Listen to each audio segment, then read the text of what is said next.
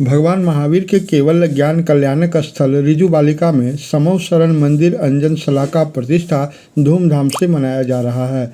इस क्रम में शनिवार को दीक्षा कल्याणक महोत्सव मनाया गया। इस अवसर पर कई धार्मिक विधियां संपादित की गई, साथ ही भव्य वरघोड़ा निकाला गया। वरघोड़ा में शामिल सभी श्रद्धालु प्रभु भक्ति, उत्साह व उमंग से पूरी तरह लबरेज थे।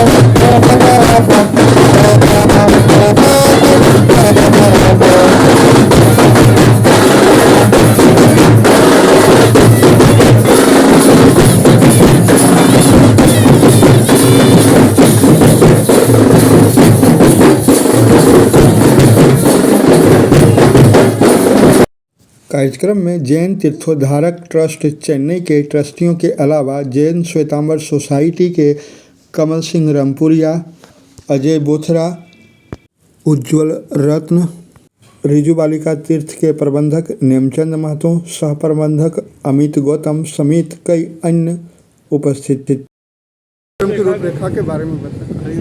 कल प्रतिष्ठा दिया है समव शरण मंदिर जी का, और आज उसके लिए वरघोड़ा निकल जा रहा है। दीक्षा कल्याणक हो गया, अब ये वरघोड़ा निकल के आ जाएगा। कल सवेरे मंदिर जी की प्रतिष्ठा हो जाएगी। भव्य समव शरण मंदिर बना है, इसकी कल प्रतिष्ठा के बाद ये लोग को पूजा करने के लिए खोल दिया जाएगा। भगवान महावीर स्वामी के केवल ज्ञान कल्याणक भूमि रिजु बालिका बाराकर में समव शरण मंदिर का अंजनशला का प्रतिष्ठा महोत्सव, इस समव शरण जिनालय के प्रेरक पंजाब केसरी परम पूज्य जैनाचार्य श्रीमद विजय वल्लभ श्री सूजी महाराज साहब के समुदाय के वर्तमान कक्षाधिपति कल्याणक तीर्थोद्धारक शांतिदूत परम पूज्य आचार्य भगवंत श्रीमद विजय नित्यानंद श्री सूजी महाराज साहब के पुण्य प्रभावक निश्रा में बड़ी धूमधाम से मनाया जा रहा है। और इस अवसर पर देश के कोने कोने से सैकड़ों हजारों श्रद्धालु यहाँ पर आए हुए हैं। आज हमारे भगवान महावीर स्वामी जी का क्षत्रियकुंड नगरी के अंदर में महाराजा सिद्धार्थ के महल में और महारानी त्रिशला की रत्न कुक्षी से भगवान महावीर स्वामी जी का जन्म कल्याण का भव्य महोत्सव मनाया गया। किस तरह से प्रियमवंदा सखी परमात्मा के जन्म की बधाई लेकर के महल में आती है और कैसे खुशियाँ छाती हैं, उसके बाद में परमात्मा के नामकरण के लिए उनके बुआ भरोसा आते हैं और परमात्मा का नामकरण करते हैं। उसके बाद में परमात्मा बड़े होते हैं तो उसके बाद उनका पाठशाला गमन का विधान आता है।